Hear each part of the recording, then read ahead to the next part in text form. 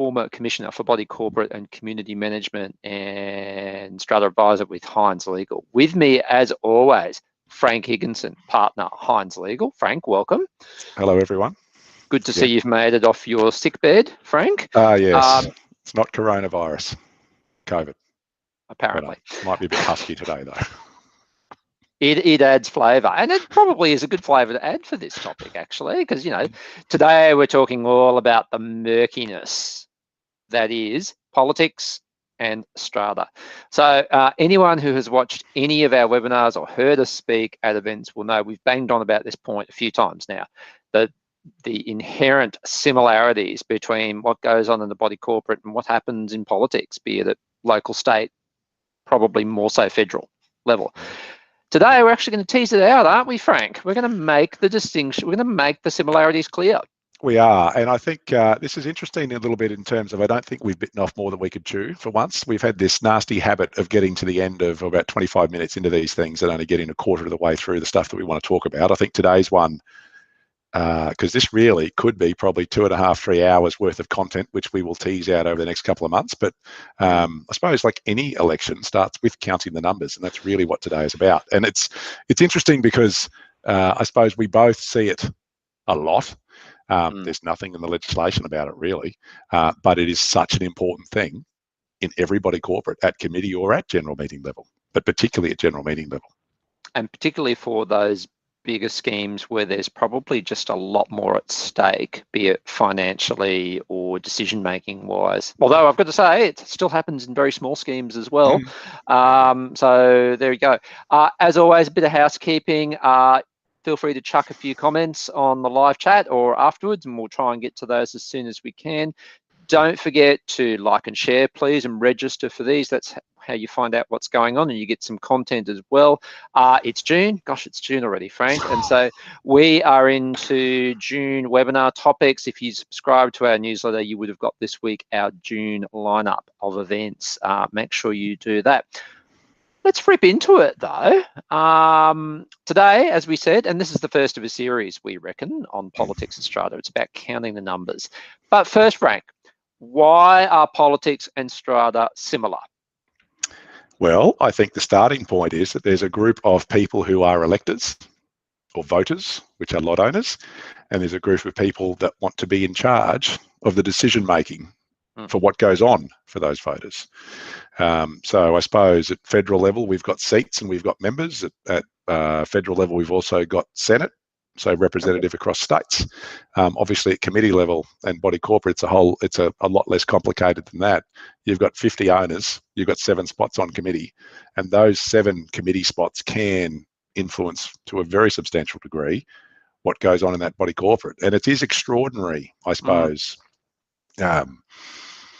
the trust people sometimes place in committee members. I say to clients all the time, particularly from a management rights perspective, is that if the committee supports what it is that you're trying to do, then I'm yet to see something defeated. And so if a committee puts something forward, by and large, owners will follow that. And that can be good or bad things. That's right. So, and I suppose it's not dissimilar to federal politics. People get voted in and they'll do things that you might or might not agree with. That's right. And at its most simplest, the similarity is you've got the federal parliament, which is made up of all of the members of different electorates, and they are all of the voters. And then the smaller subset of those forms the cabinet. And the cabinet is the day-to-day executive decision-making arm, exactly the same as a committee in a body corporate context. But in both circumstances, another similarity, it's all about decision making. And indeed, if you want to be really cynical about it, it's also about pushing off long-term decisions sometimes in favour of more immediate. But it is, Frank, isn't it? Day in, day out. It is. Mate, it's a really interesting one. One of my golf mates is on a committee, and he's a lawyer by trade, and he's taken a really long-term view, which is a very unique thing. And I suppose maybe it's his upbringing in the sense of his training or whatever, but what's for the good of this building over the next 10 years? And he's trying to put in place plans. Frank. It is. And it's actually, it's only when you said that it made me think that most people live year by year. Yeah. They're not even living the year by year in that context, in our experience. Decision. Yeah, what is going to be the best for this building in the long term? What do we need to do to make sure that this thing is going to retain its capital value? Now, he's in a high-rise tower, so is it about foyers, it's amenities, is it gardens and grounds and pool and all that sort of stuff? And but also, it is, committee regeneration. We're not all going to be here over the next 10 years, so who do we want in this building to start to be ready to step into these positions? And again, that's a rarity in the body corporate, and it's a rarity in politics, that one too. In both in politics and strata, there's a jostling for power and control. And that's just the nature of the beast.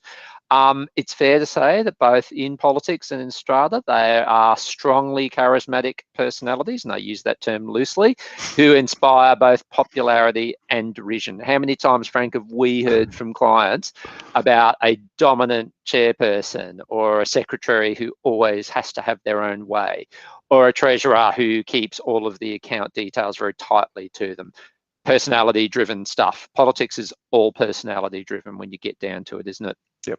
Absolutely. And it's interesting, that one, I suppose, it's sort of, I'd say with most committees, you don't have 7 people, Joss. And this is the same. I suppose you go back to Kevin Rudd, I suppose, is the example. What was it, the kitchen cabinet? Him, Julia Gillard, Lindsay Tanner, and Wayne Swan were the 4 people that made every decision that flowed out from there, and everyone else towed the line. So despite a cabinet of 20 people and who knows how many people in power, those 4 ran it. And committees are really the same, except normally it's only 1 maybe or 2, and the other 4 or 5 committee members will just roll along. Happy to put their hands up, but don't want to be involved in decision making. Another similarity is that both in politics and strata, there's pretty strict legislation that governs how things are supposed to work, but the reality is it doesn't always work out in practice. We know that from many examples. And most of all, in both circumstances, both are subject to the whims of the voters. Voters can turf them out and can vote them in. And our topic for today, I guess, both are about cold, hard numbers, aren't they, Frank? You can talk about motions, policies, and individuals, but they don't win the numbers. They don't win the day unless they have the numbers. That's a cold, hard fact. Yep, absolutely. And I think probably a couple of key differences is that, unlike our political parties who are appointed, well, in Queensland now, they're appointed for a fixed 4-year term. Federally, we're talking about the next election is going to be sometime before May next year, because there's a statutory obligation to have it. But when that happens is really up to the government.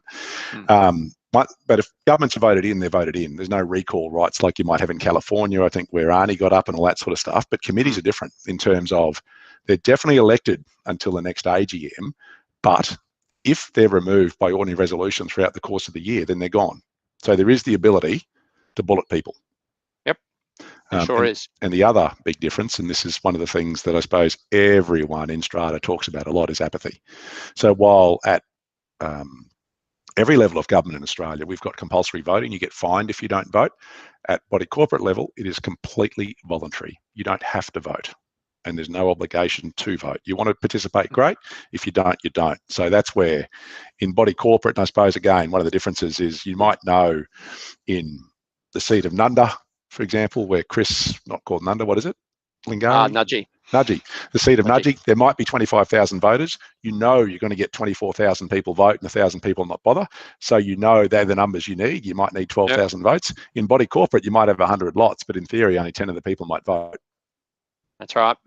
And so that's another big difference. That's a huge difference. It's part of what we're talking about today, I guess. Really good points there, Frank, about the differences. Those are key differences. I know that when I was commissioner, I talked a lot about numbers, and I know that some people didn't appreciate that kind of discussion, but I think it's important to be realistic about what you're dealing with here. This is not a tea party on the common property driveway where everyone's getting along. This is about money and decisions and works and maintenance and people contracts. Getting their own way. I want my way. All right. So you have a choice. You either take the noble high road and say, well, I don't need to get my way, so I'm not going to engage in this down and dirty politicking. Most people don't think that way though, Frank. So the other applies. Time to get ruthless. We always start when we have this discussion that there's always in strata world a threshold.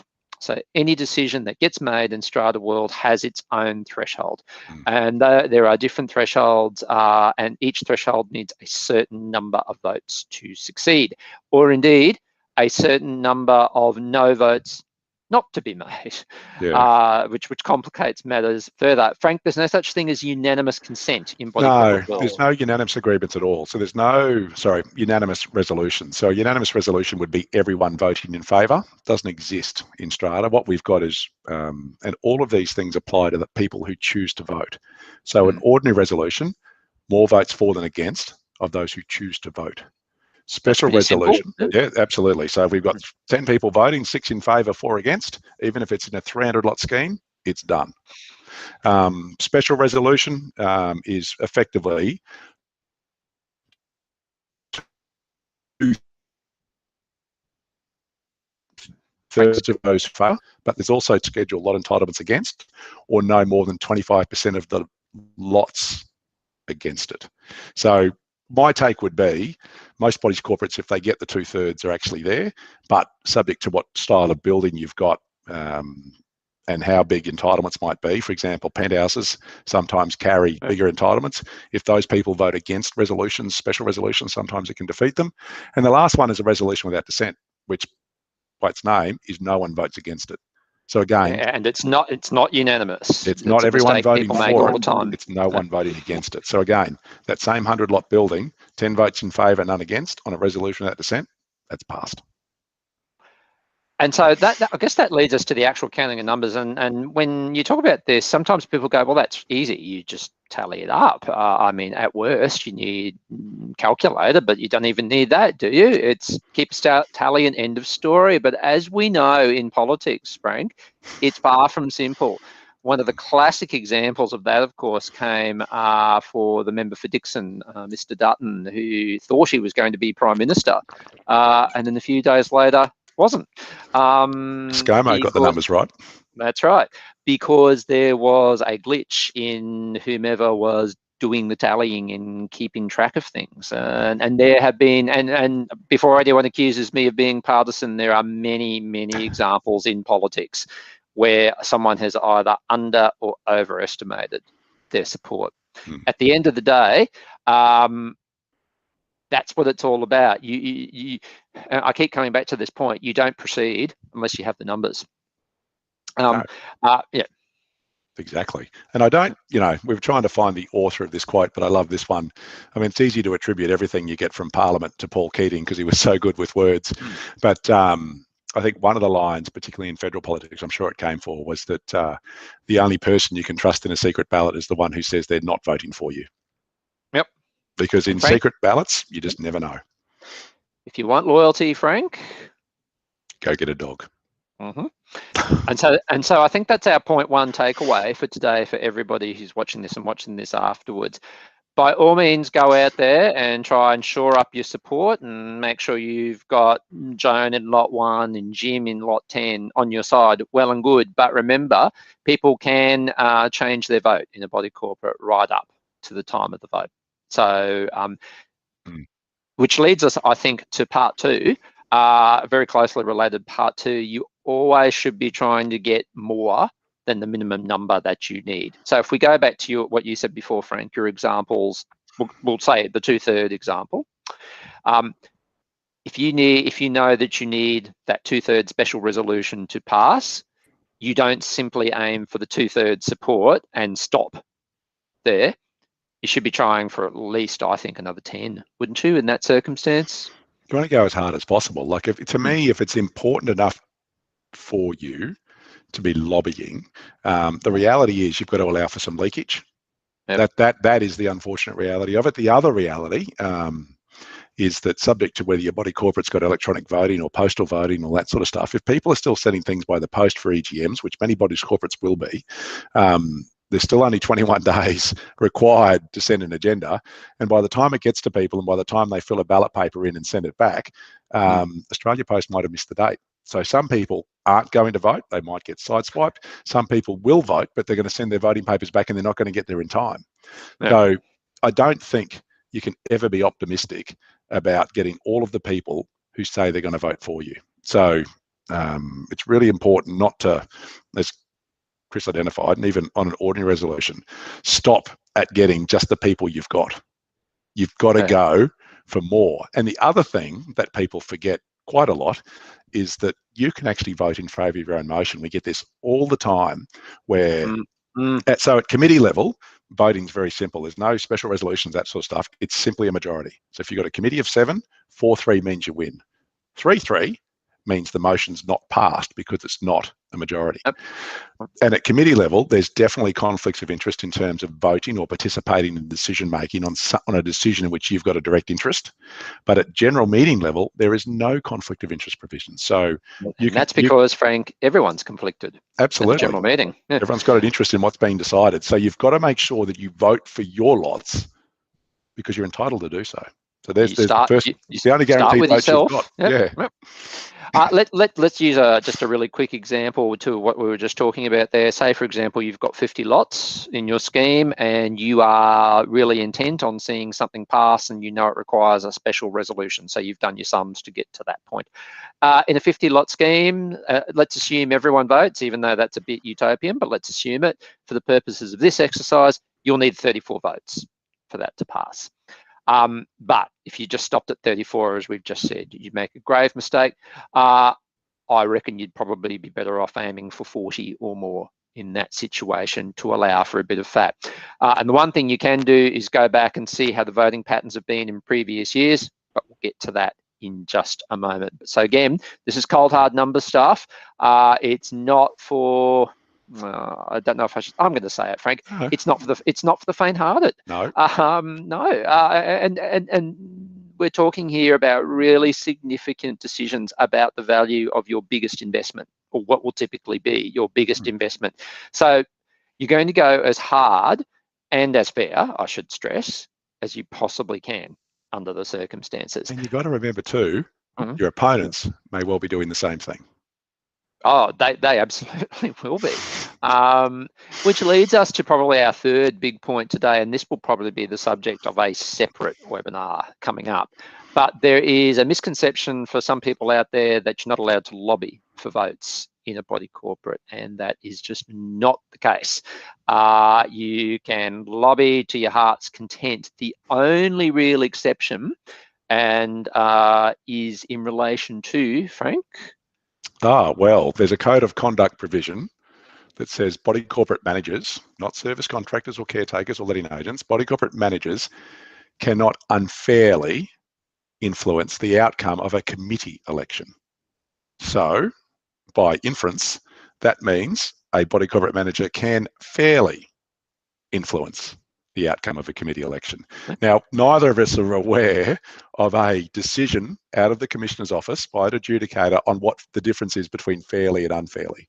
So I suppose in a sense that little code of conduct provision is there, and you don't, usually body corporate managers tend not to get too involved in that stuff, but everyone else has a right to put an opinion forward. That lobbying issue has come up from time to time, Frank. It's been put forward by parties in applications who have said this should not have passed because there was some lobbying that went on. And the adjudicator didn't necessarily go into the unfairness of it, but looked at the issue of lobbying as a much more general concept. And there are several adjudicators' decisions which say, that's okay. Yeah, we don't live in Russia. You're entitled to lobby against Vladimir Putin if you feel like it. You're not going to finish up in a gulag. Or poisoned. Did I say that? Just look out for those umbrellas with pointy ends. Yeah, I'm really concerned now. Let's move on from poisoning, Frank.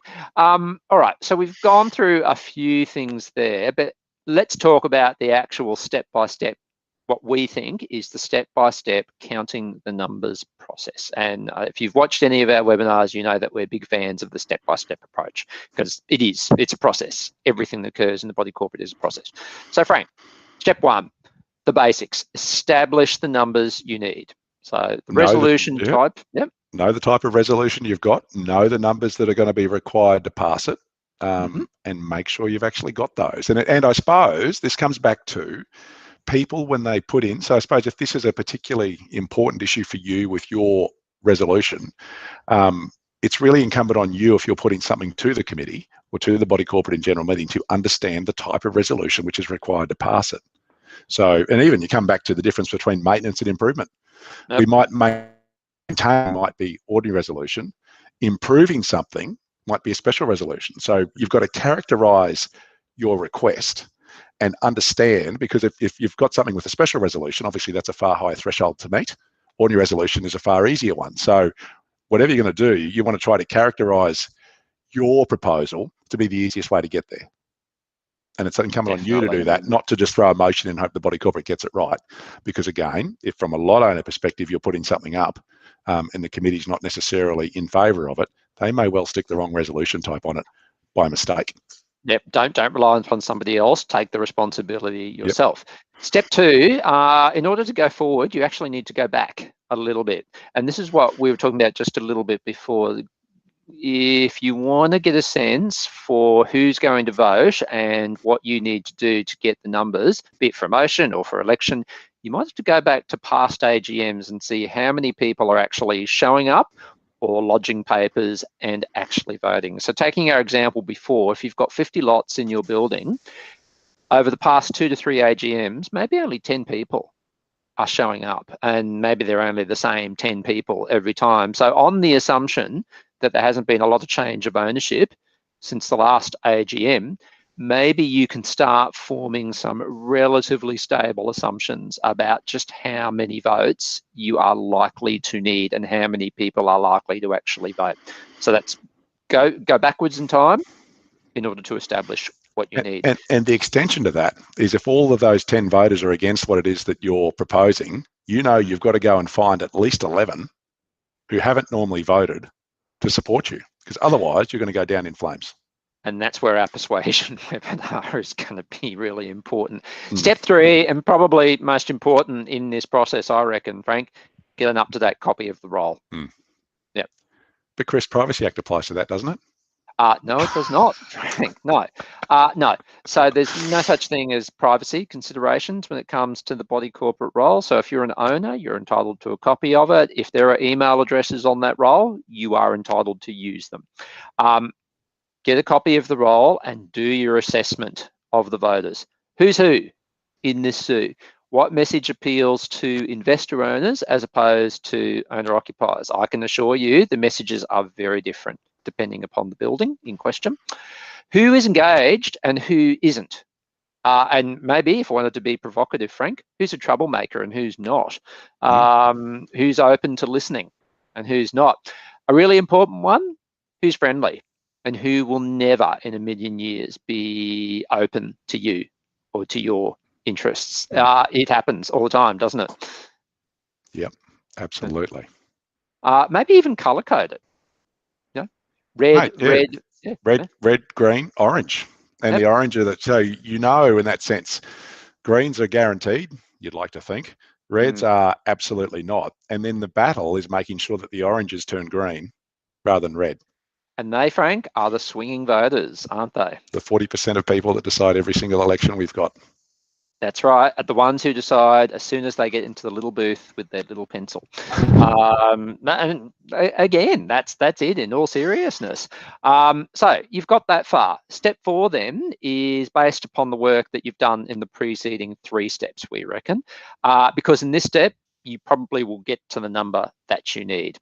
You might know that you need 20 yes votes, for example, but only 5 no, or you can't afford to have more than 5 no votes, for example.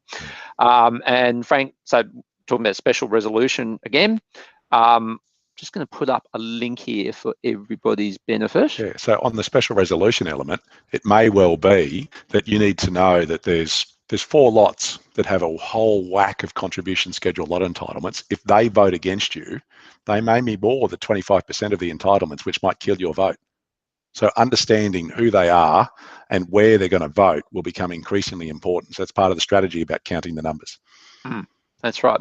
So look, those are 4 pretty basic, pretty rudimentary steps. There might be a bit of work involved in a few of those steps, and it might actually take up a bit of your time to do the analysis of the voting. Without giving away too much, Frank, we're sort of working with a client at the moment, aren't we, and who's actually done that work and done it to a considerable amount of detail. Yeah, it's going to take you a bit of time and effort to do that, but I think it actually works in the end. I think it's a good outcome. And if you're not sure where to find the body corporate roll obviously has owners, lot number, name, contact details, etc. The entitlements, I don't know what the body corporate software systems have, but if you're not sure about the entitlements, a copy of your community management statement in Schedule B will have those, or Schedule A. Schedule A, actually, there you go, is the entitlement. Yeah. So lot 1, contribution schedule of X, interest schedule of Y. So that's where you find that detail. Probably, Frank, we missed out on a step 5 here. It's not really a step, but more so an important point. And again, this is where politics really comes into it. Sometimes things don't work at the first attempt. How often have we seen this in politics? What happens in federal politics? Somebody throws their hat in the ring to be leader. They get shot down in the party room. They scurry off to the backbench to plot and scheme their way back. Might take a couple of years. It might take far less than a couple of years in some cases. But in fact, I think it's probably more the case that it actually doesn't work on the first attempt, does it? No, well, a lot of those leadership coups, absolutely. And we've had clients go back 2 or 3 times, sometimes to get what they want. And it is a process, as much as it can be demoralizing in terms of talking to people, but it's really interesting because even though you might count the numbers, you don't actually know until the day. And I mean, we had one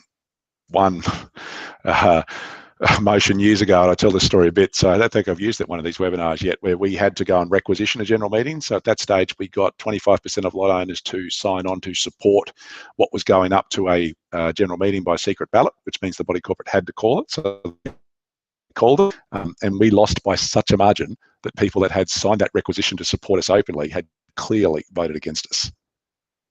It was extraordinary. So I said to the client, mate, you're in a bad spot here because people are lying to your face.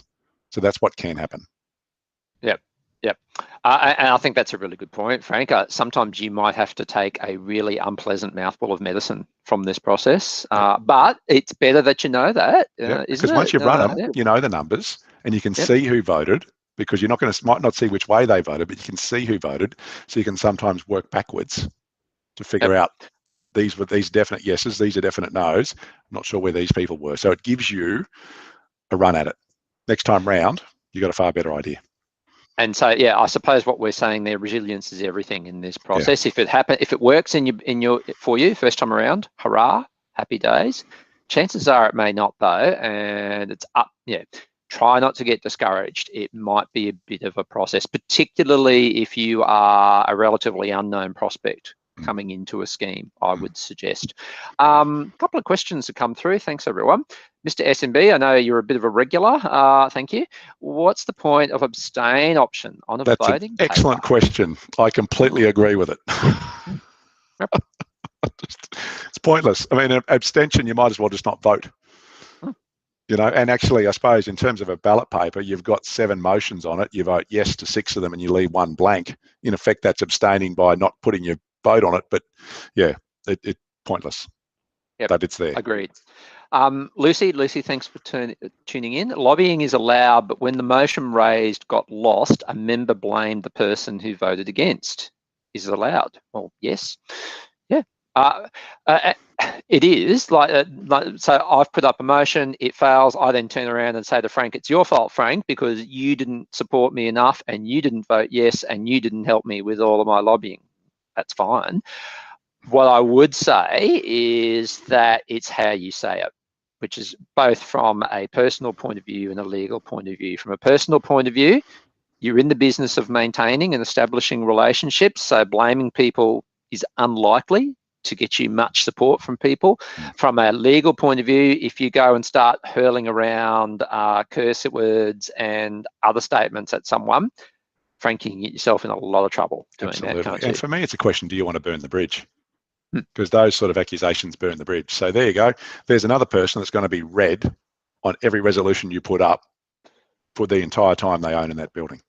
Just one vote against. So, and that's sometimes there's distasteful things that you must eat to get your way, and being nice to someone you don't like might be one of those things in a body corporate context, as unfortunate as that might be. Absolutely. Here's a bit of trivia for you, Mr. SMB. After your question about abstaining, I went and checked. The word abstain does not appear in the Act whatsoever. So there you go. Unless my search option doesn't. There is something I have learned today. I did not know that. There you go.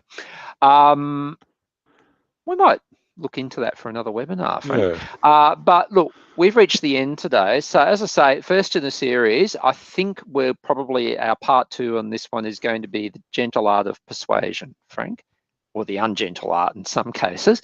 But basically lobbying to get what you want, what do we reckon the best ways of doing that are. So stay tuned for that one. And that is definitely more an art than a science.